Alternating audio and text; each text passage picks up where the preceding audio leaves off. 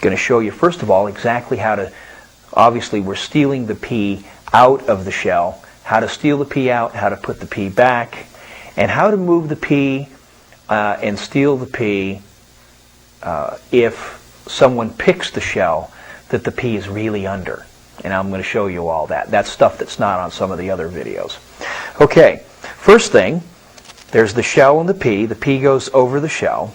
And these are the Whit Hayden shells. They're made out of plastic, and they are fabulous. I think they're the very, very best thing, best items manufactured right now for using them. I also use Black Fox's little scarabs. They're also good. The design is the same. These are a little bigger. And they fit my patter theme in another routine that I do. But for the one that we're doing, we're going to go right here. First of all, the pea comes in and out of the shell. As you push it, your finger goes on the front of the shell. That rocks the back of the shell comes up, and as you push forward, the pea exits the rear of the shell and is now between and solidly held between the thumb and finger. To put the pea back in the shell, it's the same thing, only in reverse. We push on the front of the shell, back it up, and the pea is now once again underneath the shell. So forward, steal, back, puts it in. And that's the basic move for the 3 shell game.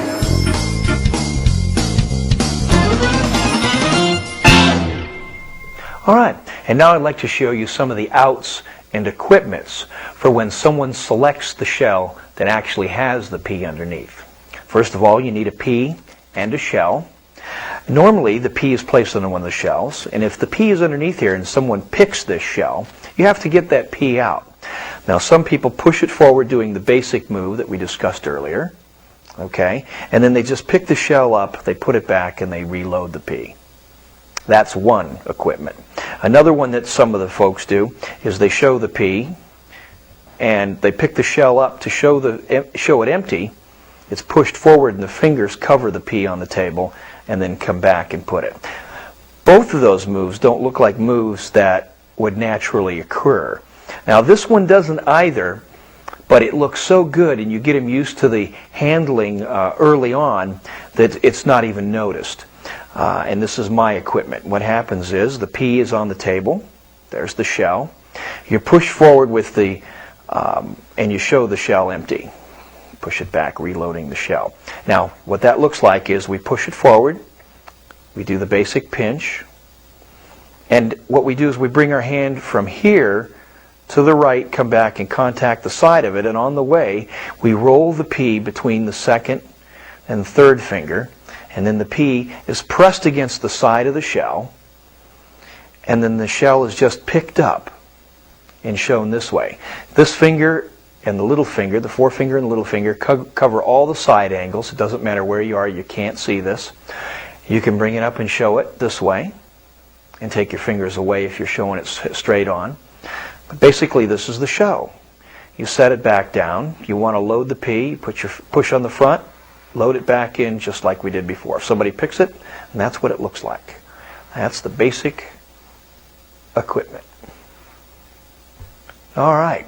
Now let's add another shell to this. It generally is a little more disarming and harder to follow if you have 2 shells.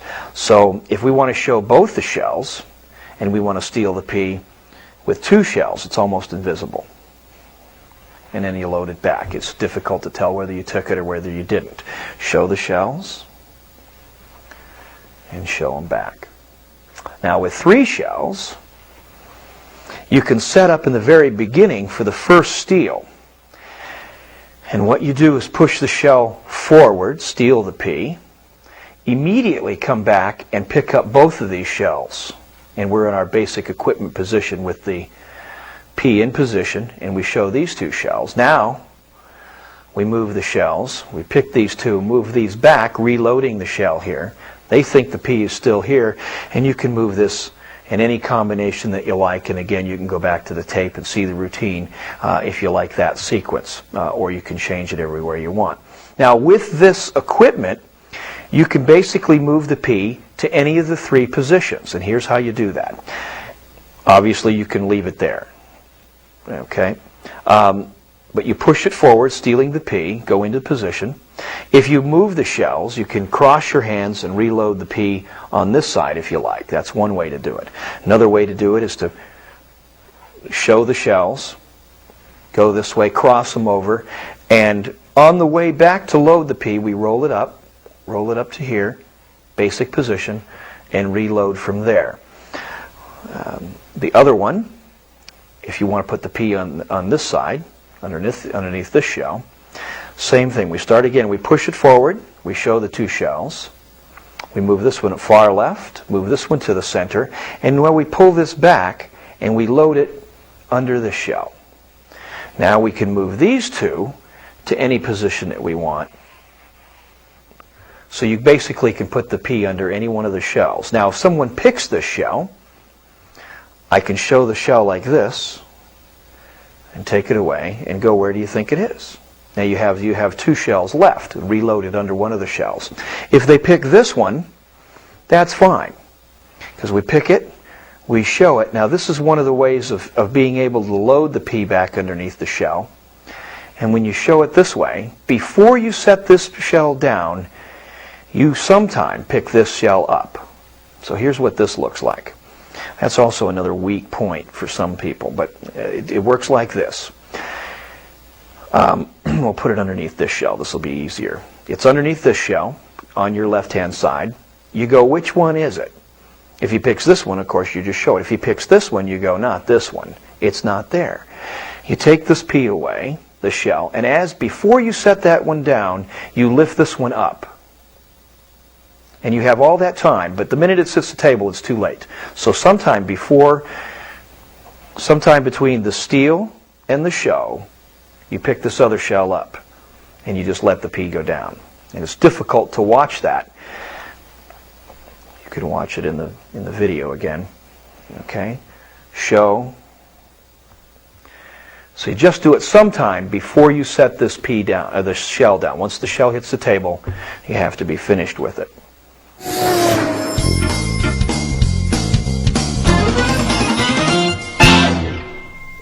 Okay, another setup for you. I want to go through another sequence that we did in the beginning. And at the beginning of the routine, you go back and watch the tape. I am doing the opening segment of the routine. There's two segments in the beginning with two P's on the table.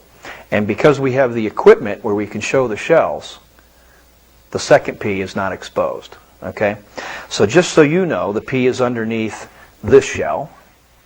Okay, the P is underneath this shell. And you can show these two shells. Makes the equipment even harder to follow by moving two shells at once. You show the shell, the P, and now you can move. The neat thing about it, in this position, you can still pick up the shells, and we're doing the equipment every time. And no one knows, and we reload here. No one knows that you have two P's. So the first sequence where it's just follow it, where do you think it is? You won! Wow, that was great. That was great. Okay, you didn't have any money. Okay, so we'll do it again. Now, we show the P, the shell's empty, and we reload the P. This one gets moved forward, pushed over, we steal the P. We pull this one back.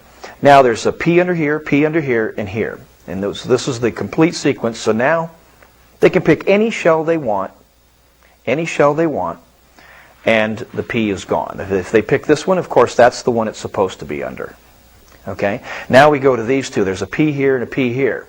I wanted to eliminate doing an equipment at this point, which would be, if he picked this one, if I was just doing this with one shell and there was only one P here, I would have to do an equipment and then put it underneath the other shell. But with a P under here and a P under here, I don't have to do an equipment. If he picks this shell, I go, that's really good. I thought it was this one. And then I take this P and place this P underneath this shell. Now there's two P's. There's one back here and one here, which makes this next move very deceptive. Same thing if he'd have gone the other way.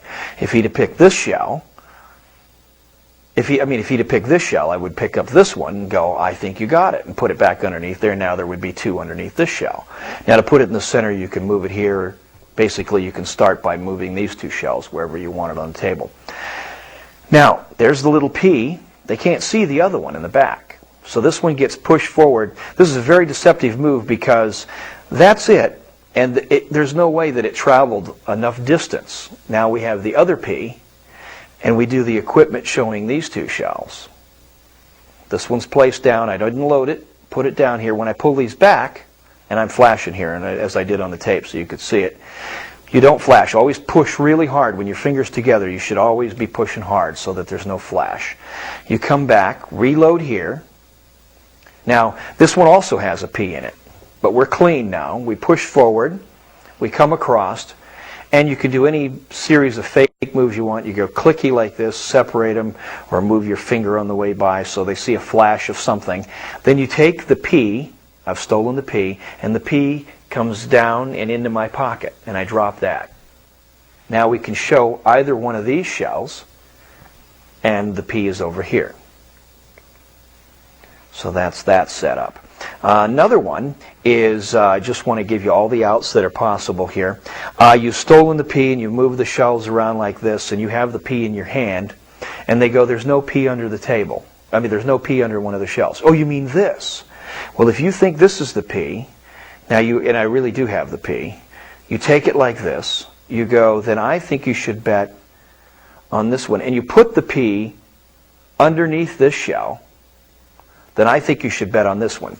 Push it forward, and whatever you do, don't bet on these two, and reload it underneath this one. Now when they pick this one, of course it's gone and it's over here.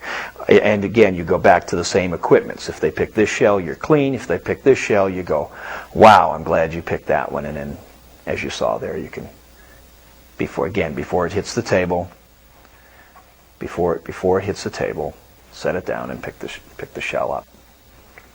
And that pretty much covers all of them. The other one, now for the finale, the P is placed under any shell that the spectator picks. He points to this shell. Put your finger right on top. We go into our basic position, and we go for the equipment. We show the two shells again. Which one would you like? Whichever one he picks, you discard the other one. So we'll set this one aside. Okay, this is the one we're going to do. Hold your hand out, and you have the P is in between the fingers. Roll it between the fingers, and you set the point of the shell right below the point. The finger goes on top of the P, and sometimes it's the middle finger, sometimes it changes, but you can just feel it. Again, press. You can show the shell, and when you go to set this down, you press with the back of your finger with their palm, and then set it down and let the P go, and they can't feel it. Without the shell, this is what it looks like. It's between your fingers. The shell would be here normally. You push with your finger, let it go, and set it down. So with the shell, here's what it looks like. You show it. It goes over. You're touching it with the finger. Push. They close their hand. You show this one. You can let them lift it if you want. Open your hand. Lift off the shell. There's the P. And you put it in your pocket. Where I would switch for the plastic P that comes with it, and now no one can do the routine because the little plastic P can't be getting out of it. And a lot of times, right after you've done the routine, everybody they start talking. I go, don't tell them about it. Show it to them. And I set the P down, and they try to do it, and they can't get the P out. And that's another great out as well. Awful lot of stuff there, and I think if you put these within the routines that we started in the beginning, put it with one routine that you're already doing, I think you're going to have a really, really good time and a very deceptive piece of magic.